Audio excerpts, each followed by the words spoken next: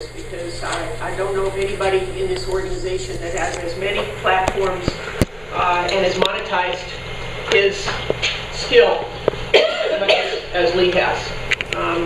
We have been very grateful to have him in the organization all these years. He's taught us so much about so many topics, and he is here now to teach us about entrepreneurial travel writing and publishing.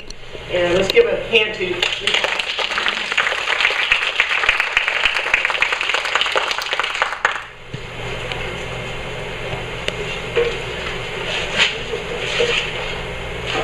Thank you, Linda. Welcome, and I want to first extend my appreciation to the people who created this opportunity for us today, and there are two of them. One is Dan Marengo of Visit Berkeley. They're our sponsors and hosts today, and I'm going to ask Dan to come up and tell you a little bit about the joy of Berkeley. It's a special day in Berkeley. A lot of things are open and free. And the person not here, but whom we'll meet later, is named Michael Anzalone, who at 1 o'clock, if you're interested, will give us a tour of this special David Brower facility. So, this is Dan.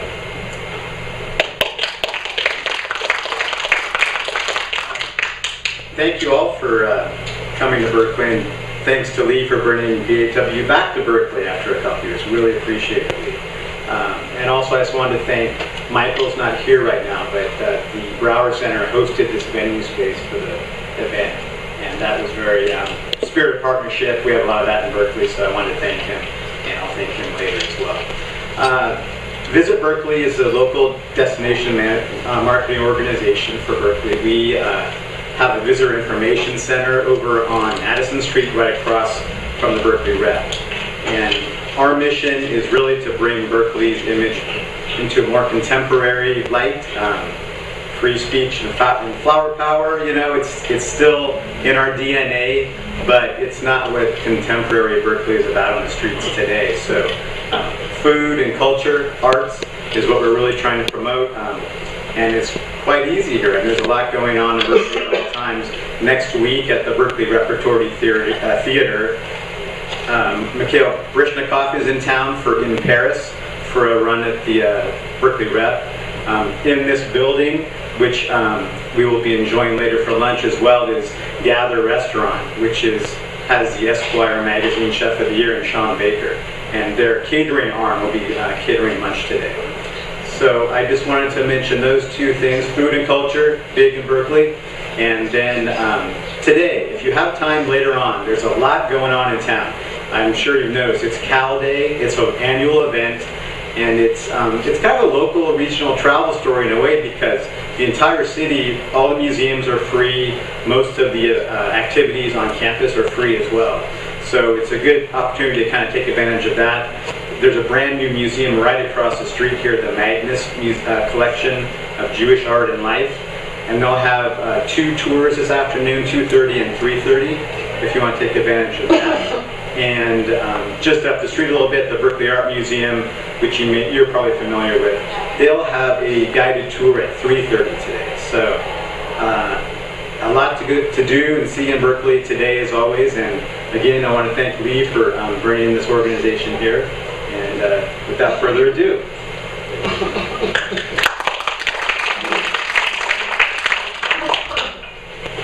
And perhaps you got the little drive from Dan with details on it. I think Dan will have a map or something to give us after lunch to look around.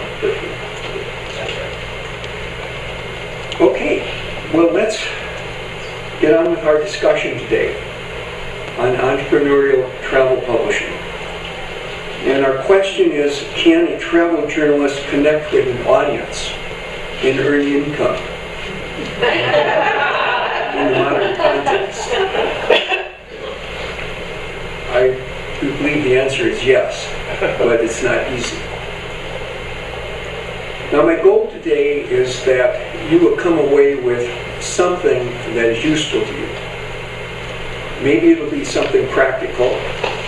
maybe as we discuss ebooks, you'll see something that would be helpful to you. Or if nothing is practically helpful, I'm hoping that you'll come away with a bit of an inspirational message about our trajectories. We're all on different trajectories. I'd like to begin by showing you some samples of things that I have done and been doing for quite a while.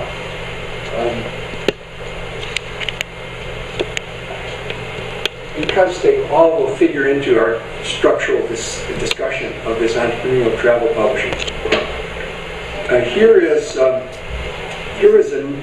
prototype book called Backroads Britain from Dorland Kinserly. And in April of next year, I will have a book out called Backroads California that I completed a third of. I have the contract to do a third of the book. I completed that in 2011. These are probably the most beautiful and nicely edited books in the world today. They're also a very successful publisher, and it's good to know that there are successful travel publishers out there. So they had $45,000 to invest in the content for the Backroads California. I did a third of the book and got $15,000. Chris Baker and Bob Holmes are my partners doing the rest. Then the other mega publisher, and this falls under the category of participating in the mega publishers who are successful. The other publisher that I'm involved with, as many of you know, is Lonely Planet. I don't write any of their books, but I have a lot of photography in their books. In fact, by the year 2005, I had photos in 225 of their books. That was the era of largesse, in which they would send me a copy of every book, which I had photos in. But things tightened up a bit after 2005. So that's one category. The other category of publishing that I think is somewhat more troubled, and this is where we are all involved in the transition in publishing. These are recent books that I've done with the boutique royalty publishers. That's what I call them anyway, the boutique royalty publishers.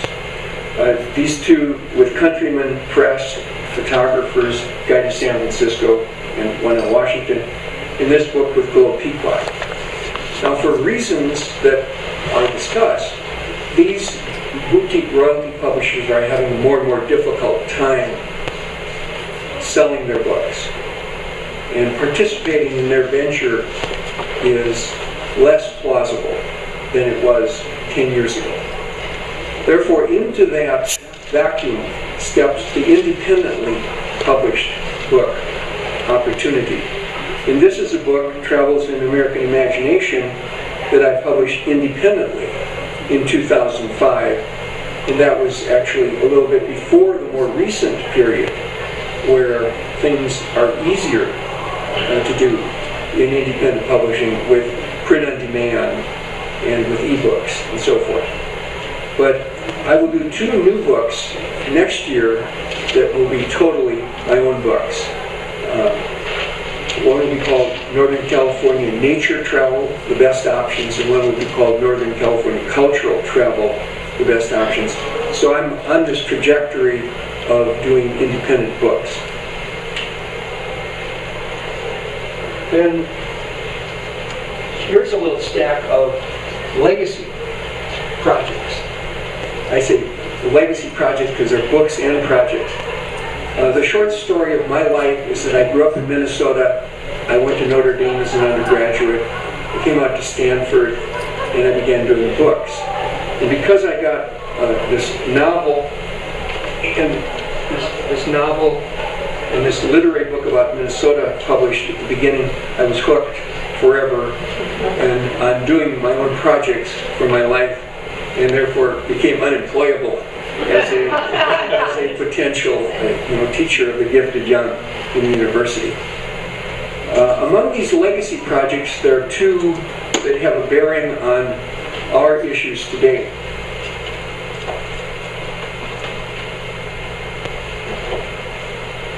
And our issue today is understanding the changing technology and taking advantage of it. This is a book I did called Making the Most of the Peninsula, about the Silicon Valley region. I did it in 1983. And I wrote it on my computer, which was an anomaly in that era. But I also was aware of the breaking technology in 1983 where you could actually lay out a book from a computer disk. And I went to the publisher, Presidio Press, and said, well, we know it'll cost you $3,000 to typeset this book. That was, at that point, a very big part of the expense of bookmaking was the actual typesetting. So I said, you know, I think I might be able to lay this out from my computer disk. How would it be if you pay me half of that, or $1,500 if I bring in the book printed out on the photographic paper of the day that was used? And I literally knew someone in Los Altos who had this big machine in their garage, and they had hooked up to their computer, and you put in the code A1, 12-point Bodoni, and so forth, to get the type. So Presidio said, yes, I mean, you save us $3,000, we'll write you a check for $1,500, no problem. So I brought it in, they wrote a check, and so that was, becoming aware of the technology of that moment to our advantage. Then, this is another kind of fun thing. Fast forward 10 years to 1993. There's a breaking technology, the CD-ROM. The internet has not yet appeared. In 1995, the internet appeared. But the CD-ROM technology broke in 1993. Now, the CD-ROM was really a special new kind of product because you could have an infinite amount of graphics in it. A book, for example, could have maybe 100 photos in it, a physical book. A CD-ROM could have 1,000 photos, plus text, which don't take up much room. So a company came to me and they said, Lee, we know you've got a lot of California writing and photography. Let's do a CD-ROM. We'll put 1,000 photos in it and your text. And this is the CD-ROM, and this is the big box that it came in. And they felt they needed a lot of air around this CD-ROM to sell it successfully, and they had a market for it because they had to deal with Radio Shack. Radio Shack had 7,000 stores, and this company had to deal where if they manufactured a product, Radio Shack would buy 2 units for each store. So the day we manufactured it, we had 14,000 sales. And we sold it pretty well for a few years. And then with the appearance of the internet, you could put the graphics on the internet, and the specialness of therefore the CD-ROM product became less special. And so those are some samples. The other big venue to keep aware of course, is the major magazine world that many of us are participating in. And I'm participating in quite a few of these magazines. This is VR, a local magazine that you're, I'm sure, familiar with. And typically in the January issue, I have this photo of Tahoe. The price at VR and generally magazine for photos has fallen about 50% in the last 5 years. So this photo that the market price is now about $250 would have been $500 to $600 5 years ago. So that's a factor that we need to be aware of. So those are some samples. Now I have 2 articles on my website that I want to draw your attention to because they will always be up there, and they summarize a lot of what I'm going to talk about today.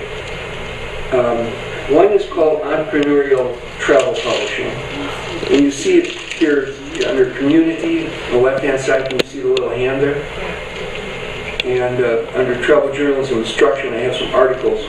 One of them is this Entrepreneurial Travel Publishing article. And the other article is a specialized look called the ebook publishing revolution. And ebooks are very much the subject of the moment, as we all know. So those two articles are there for your reference and will always be there. So let's begin this then with looking at things structurally about where are the good deals in the old publishing world. As I've said, one of course is DK, another is Lonely Planet, and I found that if you have your content up on your website, the opportunities increase for you to license to this older world of travel magazines and book companies, because editors find you. For example, Costco magazine came to me and said, we like your New Brunswick article on your website. Do 1,000 words for us for $1,000 for the magazine. So I did, and it worked out fine. Another aspect of this working with the old world is that many of the great magazines now have their own iPad version of the magazine. So for example, I have sales this year to Travel and Leisure's iPad version, and that has its own separate set of editors, buying, writing, and buying photography. So I think that there are still good opportunities to pursue in the so-called old world of publishing. So let's consider now this issue of the boutique royalty publishers and their and the challenge they have selling books.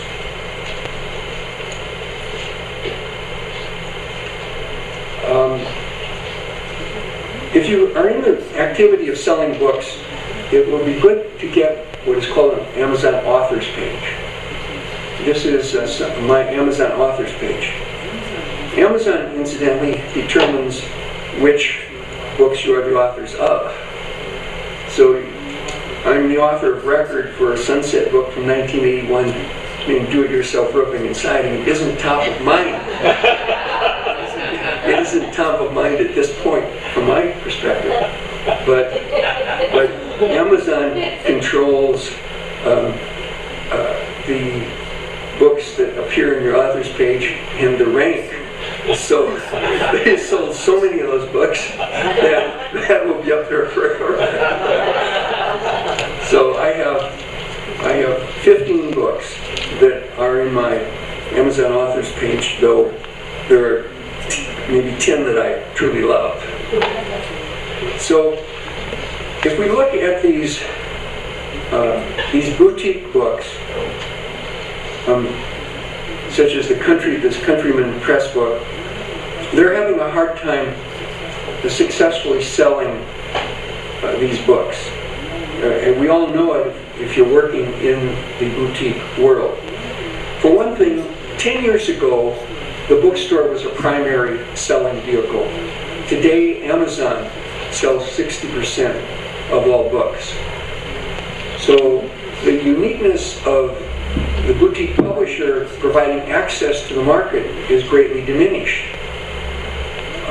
Right now, if Amazon sells 60% of the books and Barnes & Noble sells 28% of the books, and you can get your book into Barnes & Noble, at least I have been able to get my independent book into Barnes & Noble if I can create a market, then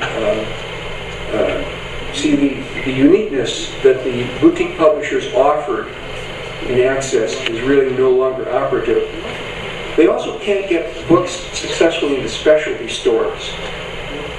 Globe Pequot or Countryman Press can't get my book into Chrissy Field, the Chrissy Field Warming Hut. That's where the book needs to be. The book is in Chrissy Field Warming Hut because I made special energy efforts. And that's where books sell now. So you also, as the author, need to do most of the promotion that actually sells a book. So all of this leads up to the conclusion that you might as well own the book if you're going to have to distribute it and promote it. The market is totally fractionalized, and the big brands like Globe Pequot and Countryman are no longer that significant. Moreover, a huge conflict has arisen between the boutique publishers and authors who understandably want to put similar content up on their websites. So if you own your book, of course, you can use your content on your website, but if you are publishing with one of these boutique publishers, they will be very nervous about you putting the unreinvented content up on your website. So the general direction that is fruitful, I think, is to go into doing your own independent books, such as this book that I did in 2005. And I will, as I said, I'll do 2 more this coming year in the same vein. Lee, is that a book print on demand? No. Okay. That's a good point. A good question. This book has color photos in it. And even today, you need to do a book in Asia, 3,000 units. You need to manufacture it in China or Malaysia and ship it across the ocean to Oakland if you've got color photos in it. Print on demand isn't quite there for color yet. But print on demand is there for black and white. So what I will do for these 2 books next year, I will do them through an entity called Lightning Source, which will make them available through Ingram. I'll do a print-on-demand black and white book for people who want a physical book. I'll do a beautiful color ebook, and of course I'll have things up on my website. And because these are travel subjects, not literary subjects, so to speak, I will probably also have an app out with the content on it. So, could you repeat the name of that? The print-on-demand publisher you're going to use? Yes. It's called Lightning Source. It's a branch of the Ingram distribution system. So if you can create demand for your book in a bookstore, every bookstore buys through Ingram. And Ingram has its own very high quality print-on-demand operation called Lightning Source. To work with Lightning Source, you have to act like a publisher, not an author who wants to be published. So there's a little more energy that is required of you to be a professional publisher. But it's all doable. So I'm an advocate of going in this direction of doing independent books at this time. Now what has happened dramatically in the last couple of years that really tips the enterprise in favor of independent publishing is the emergence of the ebook model. And this is a company called Book Baby in Portland that is, I think, the best partner player now if you're going to do an ebook. I have just done my book as an ebook with them, and I'll do these 2 new books as an ebook with them. And Book Baby is the child company of a company called CD Baby. both owned and started by a man named Brian Felsen. I pause here for a moment to indicate our respect for musicians and how they led the way for us as authors. Because musicians had the desire to sell their music, electronic files, on Amazon and Apple. And musicians provoked the creation of this entity called CD Baby with Brian Felsen. There are now 250,000 musicians that work with Brian Felsen, and he's paid them $200 million in royalties, using a financial formula similar to his proposal to us as book authors. So musicians led the way. So what is the deal with Book Baby? The deal is you make a small upfront payment. Here it says $99, but I prefer the $199 premium package, because you upload your book, and with the premium package, you can get back proofs, and you can upload again. You keep tweaking it. With the $99 package, it's a shot in the dark. You upload your book and pull the trigger, and if it looks good, everything's fine. But it's better to do the $199 package. So it's only $199 to get started. Then you get 100% of the money collected, the net sales collected by Book Baby, and you pay Book Baby a long tail fee of $19 a year in years 2, 3, 4, 5, etc. And you, at first glance, you think, well, how can they make any money? Well, they've got 250,000 musicians, each paying them $19 a year for CD year 2, 3, 4, and 5, etc. So it somehow works. And I found them a really good outfit to work with. Now note the difference in revenue. When in my book with Countryman Press,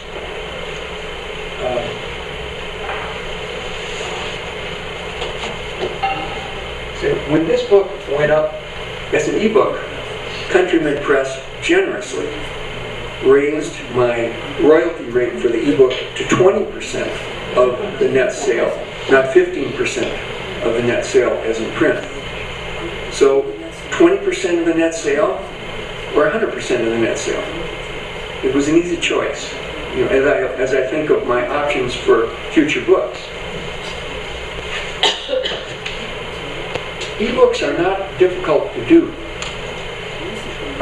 Basically, I use a Word, and they recommend to use a Word file. And you set up the ebook in a Word file. You can allocate a page for a photograph. The chief concepts to be aware of with an ebook is that, unlike a print book, you don't do a highly structured layout. The ebook needs to flow, because the end user might want to increase the type size. Therefore, you don't want to have a very careful structure of wraparound, etc. The ebook has to flow. And so I found a simple Word file worked fine. The Countryman Press did their ebooks from the InDesign file, in which they had technically done the book, and they're not better than my Word file in terms of the ending product as you look at it. The exciting thing about an ebook or an AOP, as I say, the exciting thing when you get into these electronic products is that you do suddenly have an opportunity to sell a book worldwide, or to sell a product, not a book, worldwide. You now have 7 billion potential customers out there. My books with Countryman, for example, will never sell outside of North America. unless there's some tremendously heroic sale where someone in Singapore says, yes, I will pay the freight. I mean, actually, from Countrymen I get every 6 months I get my royalties, and they have U.S. sales and foreign sales. Do you know where the foreign sales are? Canada. So within North America, they can sell a few print books. But e-books and apps have the opportunity to sell anywhere in the world. For example, when I get into the discussion of apps shortly, my San Francisco app, which is a parallel to this book, has sold in 46 foreign countries. So the opportunity to sell an electronic product worldwide is a very significant aspect of things. Lee, do you mind if we ask questions? Go ahead. I was just going to say, how do you price your ebooks? It's a complicated question to answer. I'm pricing it at what I think the market will bear at this time, and I think it's $3.99, $2.99. It's a very controversial issue, though, and the judgments that we make on pricing may be revised in the future. I think, though, the prices will come to a fairly low level, but not everyone is in agreement on that. There are competing visions, and you just have to look at what you know about how other books are being priced, how the market is flowing, and whether you want your Cabernet to be a $100 bottle or a $10 box, and then the market will respond. So, moving off of books for a minute, I want to go on to websites, because whatever we are doing in our travel production at this point, there's going to be a website component in your success. And so I'd like to discuss this a bit. The website component. This is my website, which many of you are familiar with. The general strategy that I recommend is that you use a WordPress structure and that you learn to do all the routine stuff yourself, swapping in and out, but that you get design help to create it and to upgrade it. My designer is Bradley Charbonneau, who many of you know, and his little clicking Racoma is in the lower right-hand corner. With working with Bradley, it's important that you know what you want for your website. He can execute it if you know what you want. People are always asking me, well, Lee, where is the money in the website? So I want to go over this a bit. First of all, licensing is my largest source of income from the website. There's licensing of individual articles and licensing of individual photos, places like Costco and Via. And then I'm going to, after I finish this kind of discussion of the website, talk about group licensing, because this is a very hopeful thing that I have to impart to you today. As some of you know, I did a major group licensing of my 200 worldwide articles to an entity called Uniglobe this past year. And I've now updated 80 of the articles. All 200 will eventually be updated and put into the Uniglobe system. So I'll get into that in a minute. But besides this licensing, on the website you'll notice there are these Google ads.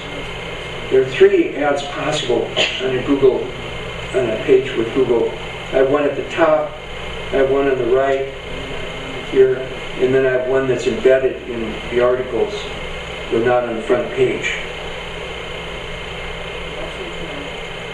also have private ads. Here's a little ad, a very specialized entity, Hotels.com in San Diego said, we want to put a little block on your front page for $300 a year. Do you want to do it? So I said, okay, you can do that. And then here is an affiliate type of ad for Hotels.com, where if someone clicks through from my site to Hotels.com and buys a room, I get 5% of the revenue that they spend. So that is a whole other kind of ad. People can click through to Amazon and buy books from my site, and I get a little Amazon affiliate revenue. Then, of course, I sell my products. I have my books that I sell by pointing people to Amazon or getting people to buy them from me direct. I have my apps that I sell by pointing them to the iTunes or the Android store. All my apps are now out in Android as well as in Apple. On the top here, because of my photo shelter, photo selling site, which I'll go into in a little bit, I can sell prints, products, meaning cards, for example, and personal licenses to people of all the photos that I have on my photo selling site, which you get to by searching from this site. I had a sale this week, for example, just a small sale, and you'd say, well, pretty small. It's $3.99 to a person who, in Reno, who wanted a certain picture of Tahoe or her wedding album. So she was able to download the picture, etc. So these micro sales are worth it from my perspective. When you said personal license, did you just mean a sale? I mean, they get the right to download the file and do things with it for personal and not for sale. Like they might want to make a print of their own, of the photograph. Or they might, in her case, she wanted to put it into her wedding book. So see, this is again my basic strategy of provide structures to assist basically honest people to remain honest. In other words, I have salespeople who want a photo for their blog. Okay? You know, I have a structure so they can properly license a photo to put it on their blog. Excuse me, are you using photo quote within Photoshop? I have that capacity, but I actually set up the pricing myself. So I have, for high-end magazine sale markets, if the magazine doesn't want to deal with me, they can use my photo quote prices. But for these smaller sales, I have set up a pricing structure. And it involves making a product like a card, say a set of cards, and I have a known price from Photo Shelter for the manufacturing of it, and then I mark it up to my price for it. Lee, when you sell your products directly, how do you collect the revenue? How do people pay In this? Well, like the $3.99 photo, or Yeah. we buy the books from you. It's all paid up front on PayPal. It's PayPal. I mean. Yeah. So because I have these revenues from the website, I am motivated to do social media outreach. And so I do a modest amount. Every week I do a posting. People are following me on Facebook. I do a posting of a new article or a revised article. And I draw people's attention to this announcement. So it's a good news thing for them. You know, maybe it's the article on polar bears or something. And it draws people back to my website where, you know, they can be monetized. I can use harsh words. So as you think of your website, the issue is the functionality of the website. And I keep thinking about this myself too. I mean, how can I improve my website and think of the most basic things? First of all, you want to have a good e-commerce structure. And you know, e-commerce structures change and get better. That's why Bradley Sharp is spending his waking moments watching over the plug-in world. And every year or so he comes to me and says, Lee, there's an e-commerce thing, and I think we should put it in. I said, Bradley, go for it. How good is the turnkey licensing of content on your site if you are dealing with things like photos?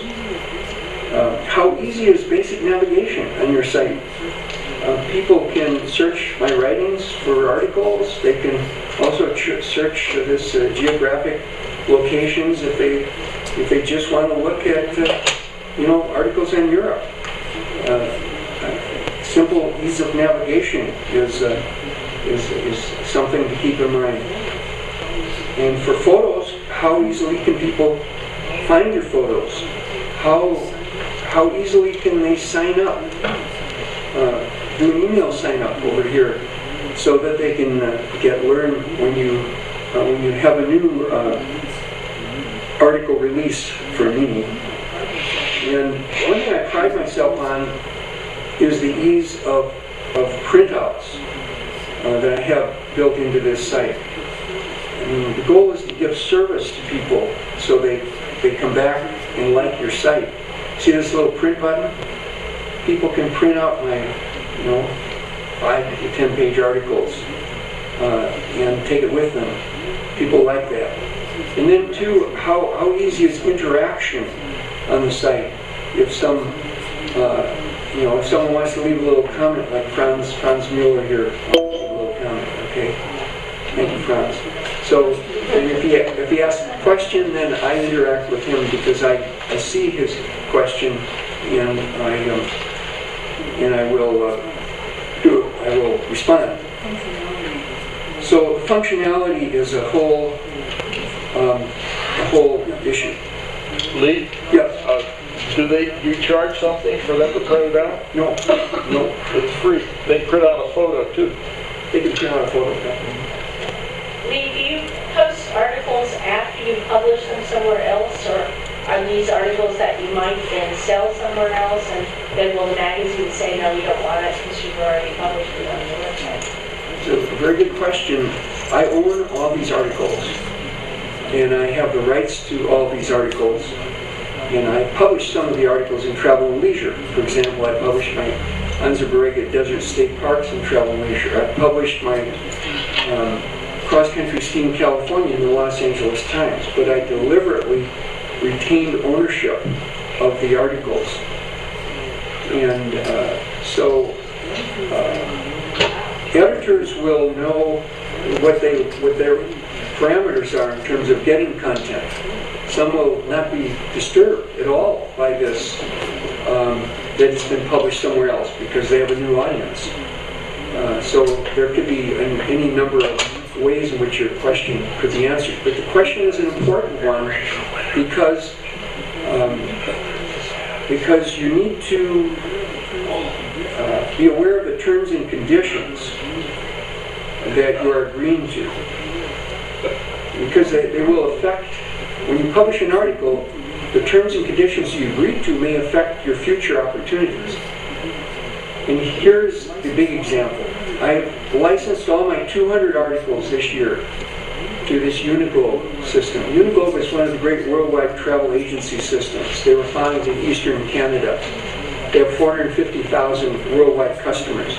They determined last year that they wanted to have their own consumer content website, and they wanted to work with about 3 people who could provide a lot of content for them. And they chose me. And so I'm upgrading all of my 200 articles gradually and feeding them into their system. I've updated 80 as of now. So this is my Easter Island article. And my license to them is of text. They're not my photographs. I wish they were. I wish I had that sale too, but I didn't. And they have other ways of getting their photography. I'll tell you the financial deal on it is I've negotiated that I get a fee per month from them, possibly forever, for the use of my content. And I negotiated that I would get a percentage of the revenue from ads on the website. And that I get this little, let's see, at the bottom of the page, that little bio thing of me for each article, which sells a book or two. And then my fourth benefit is that I'm motivated to update my 200 worldwide articles because there's a point to it, and they are badly out of date, and it's really makes me feel good to update them. Go ahead. Well, two questions. Did you negotiate the contract with an agent by yourself? I negotiated by myself. Good for you. And the next one is, do they license one-time use on the website for these, or do they own them forever once you No, update them? it's again a good question. I'm going to go into the details of the contract that I wrote. No, I mean, you have to think of it from their point of view and my point of view. And this marriage may not last forever.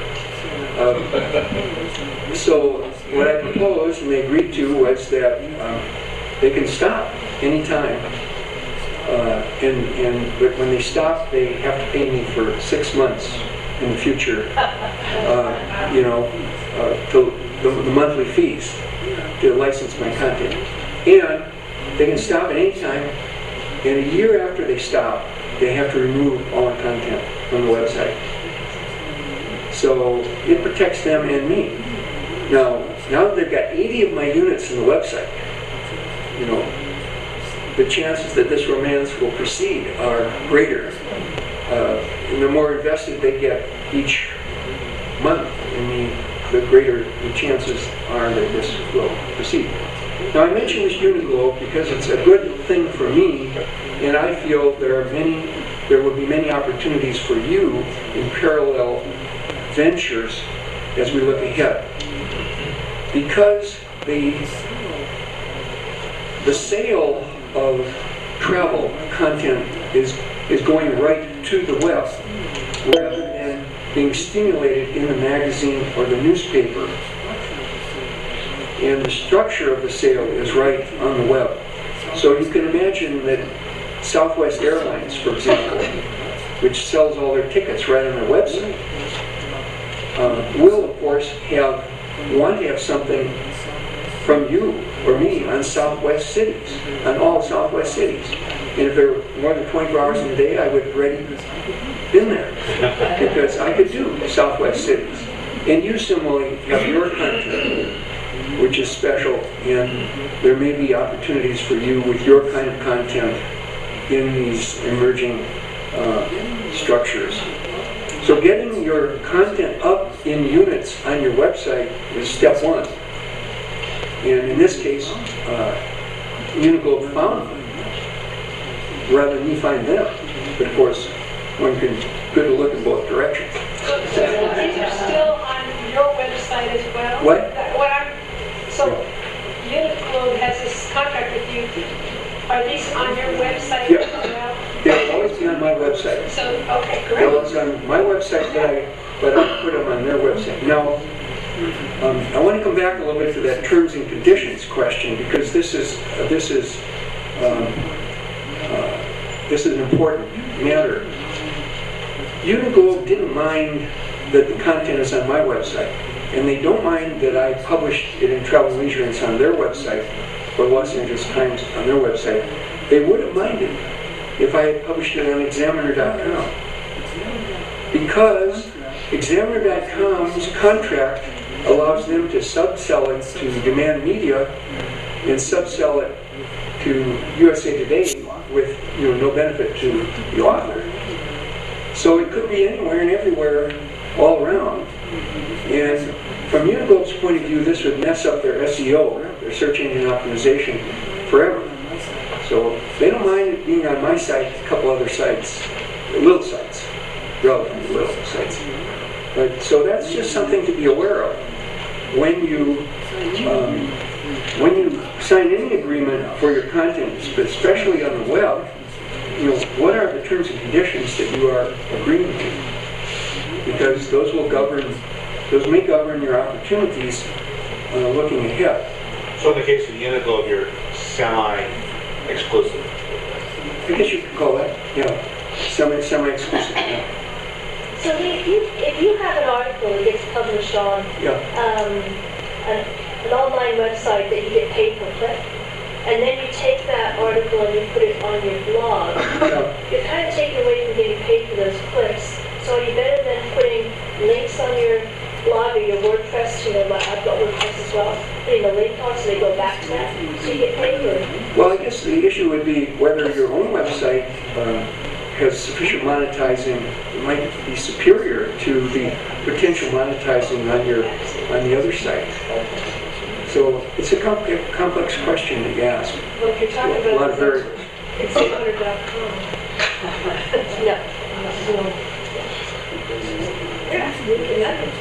The terms and conditions that others agree to with you, too, they need to honor it. And it's a juicy story. I will just give it to you in brief. But Hood and Mifflin Harcourt paid me $11,000 this past year because there were 3 photographs of mine that they run in textbooks and that they licensed for press runs of up to 100,000. And they came to me and said, we've got these photos and we now want to license them for $1 million, for 10 more years for $1 million. And I said, well, that's great. So we worked out a price of $650 for each of the licenses for the photos for 1 million units. And then I asked about this comment in their statement about asking for the invoice that this new license would also address certain issues of overprinting from the earlier license. So what happened was that they had licensed it for 100,000 textbooks, but they were very successful. They kept, and the production people kept right on printing. Maybe they printed 250,000 and sold them. So here, Hood, Mifflin Harcourt was out of compliance with the license that we had agreed to, and they were violating their own high-minded mission statement at the front of their website on the way they honored copyright and so forth. So I gave them an opportunity to come back into compliance, and I negotiated that they would pay a little punishment fee of $3,000 per image to me, plus the new license fee, and they agreed to that. So How did you find out how many copies? I didn't find out exactly. I mean, I didn't need to know.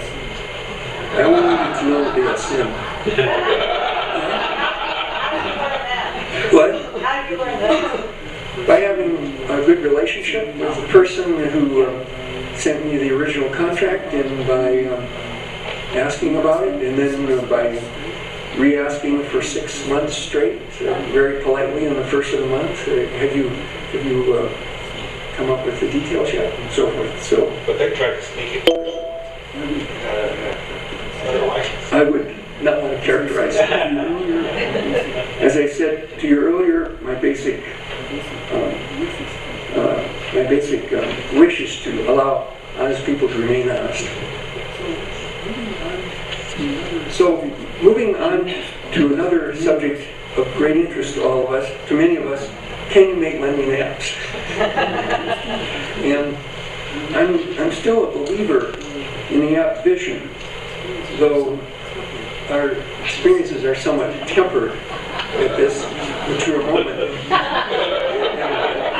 Revolution. Again, I'm a believer in it because the app is a worldwide sale opportunity. It's not easy to sell anything in the modern world in travel. So the sale is not automatic, as some of us have learned. I believe there is the incremental sale possibility of improving your product and improving the marketing of your app product. And then there's the viral sale possibility, of course. If you get a good mention in the right place, good things can happen. Now, as many of you know, this app, San Francisco Travel Photo Guide, was chosen by Apple as a staff favorite in one fortunate month, and it sold 1,000 units in the month that followed its selection as a staff favorite. So I keep watching for my next staff favorite to appear. But I basically think that it's wise to have your content in all the available forms. You know, a printed book, an e-book, and on your website, and in an app if your travel content benefits from software, ability to sort and organize. And that's the whole point of apps, that they, as opposed to ebooks. You know, we think of ebooks as a facsimile reading experience of a book. But apps can allow you to sort not only San Francisco from A to Z, but just pull out the restaurants, just pull out things around you in the Golden Gate Park, etc., and use maps. So, considering photography for the moment, can you sell travel photos directly in the modern world effectively? And the answer is you can if you have a sophisticated photo selling site that makes the experience of the photo buyer smooth and easy and comfortable. This is my photo selling site on an entity called Photo Shelter. And they are now the best player in this world of photo selling. They have 7,000 photographers who have signed up to put their content into this Photo Shelter structure. Now you just use their space in their software. You create your own look and feel.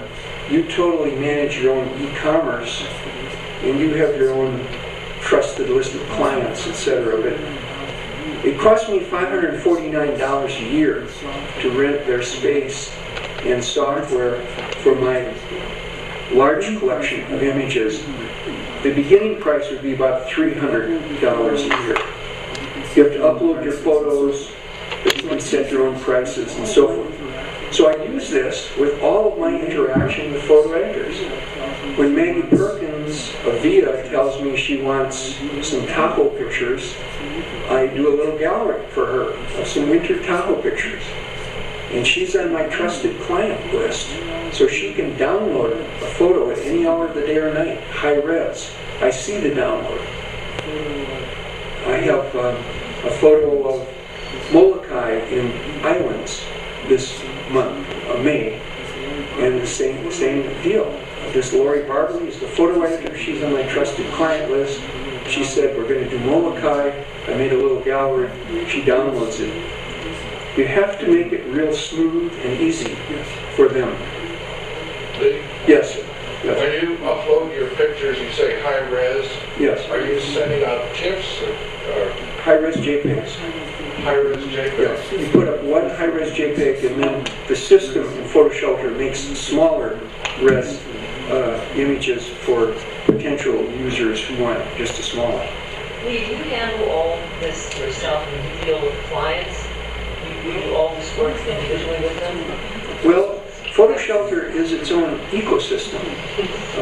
For one thing, people find you, and then it's just a matter of you allowing them to download, and then you send them an invoice. Okay, but you don't fill the orders necessarily. If they're on your trusted client list, that's not a problem because you know they'll pay for what they use. Yeah. But for new clients that come in, you have to handle the downloads. No, I have to give them the permission to do the work themselves. For example, and this is a good illustration of this, of being a whole ecosystem in itself. A French magazine called Ulysse, a travel magazine, you may know it. They contacted me saying, we want to use a certain Alaska picture on your Photo Shelter site. So I said, fine. This is what I propose as the price. They said, okay, we agreed. And so I gave them permission to download. I sent them an invoice.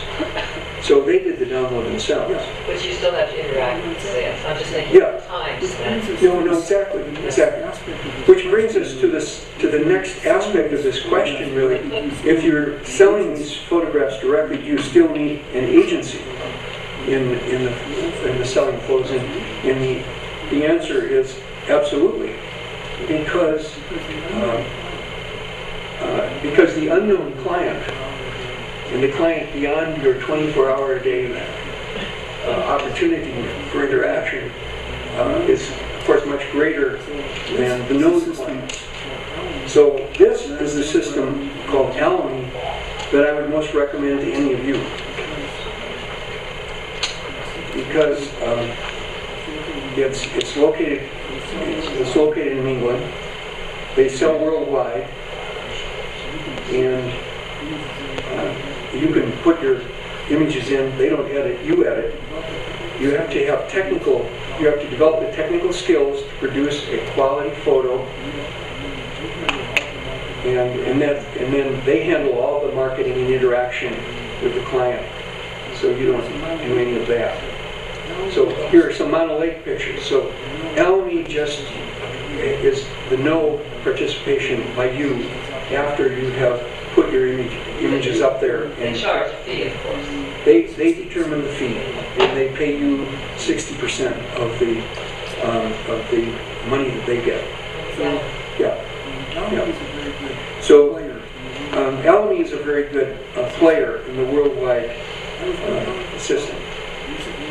I was with Alan Capel recently, who is the head of Alamy, at a conference, and Alamy paid $12 million last year to its photographers, who had 26 million pictures up.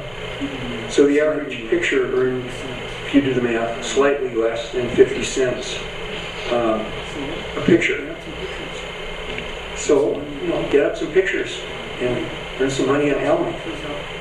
I have 5,000 pictures up, and I earned about $12,000 last year. So as Garrison Keillor said of Minnesota Boys and their pictures, our pictures are just slightly above average.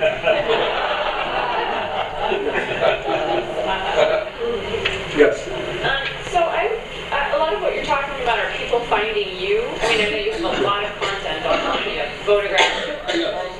So, I mean, are you just kind of at the point where you have so much content that people are actually, like, I mean, you know what I'm saying? Like, you're not actively pursuing markets. Markets are sort of finding you. I'm actively pursuing. They're finding me, but I'm actively pursuing it too. I think it works both ways, and there's no rest for the wicked. So I think you have to continue to kind of promote yourself. I have a lot of. I know I can create a market for anything I decide to do. So that's one aspect in answering your question. But I'm still actively marketing. Yes. Question from the perspective of a foreign touring company. Yeah. These destinations that you write about, Yes. there is about polar bear somewhere and Swiss and so whatever. Do you go out, do you identify the destinations you want to write about? Or would you accept invitations by foreign agencies to write about their destinations? Well, I would and accept. what are the guidelines if you do it? No, I would accept. I accept sponsored trip opportunities, and strategically. It has to be a subject that I think will be good for my mix. And if it's a sponsored trip and a good subject, I will accept it. And so that's how I react to that. So you would go on a media venture? Yes. With a group of people? Yes. Can I just interject for a second? Yep. On the subject of stock, Alamy is a stock agency, and so they do the work.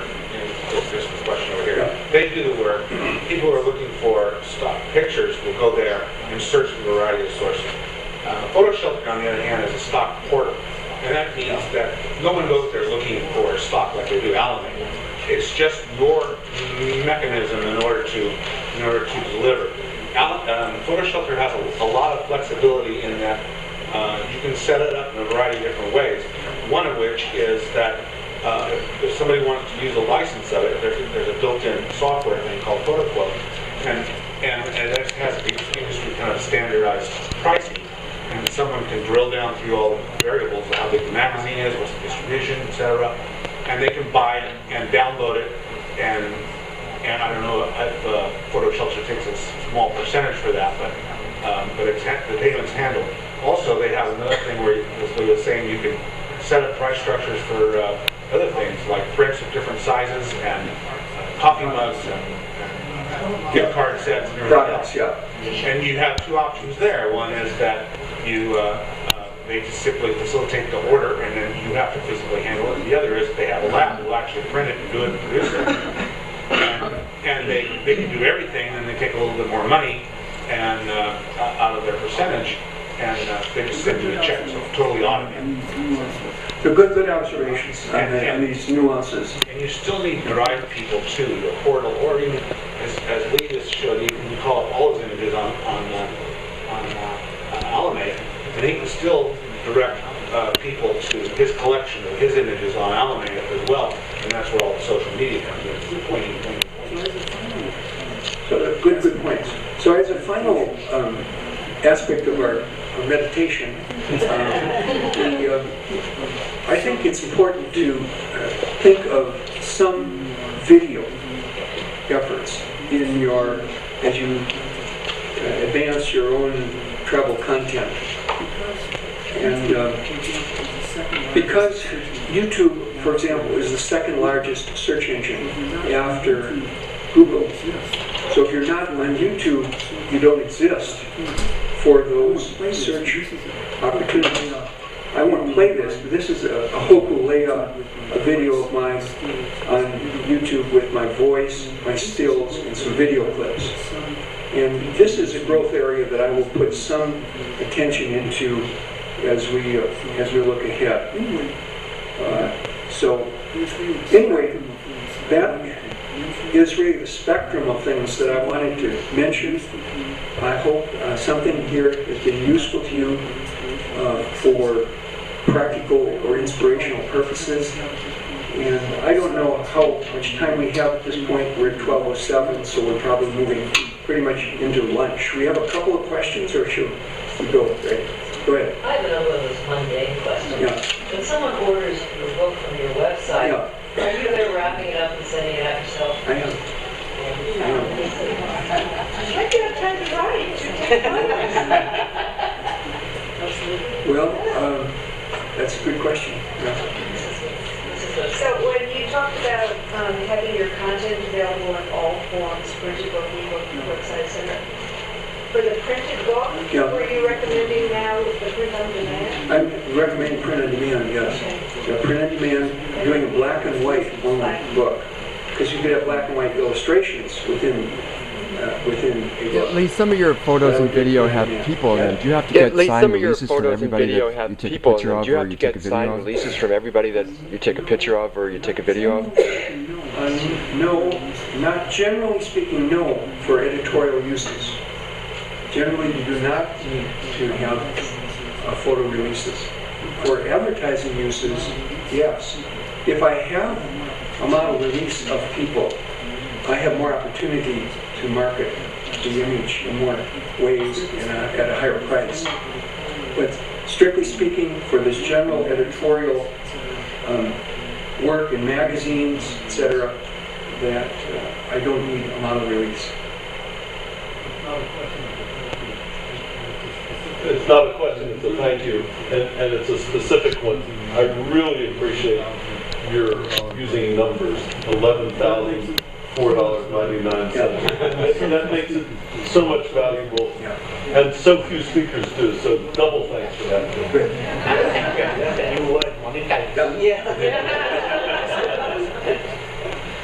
Lee, in your experience, do you think that the apps are really catching on?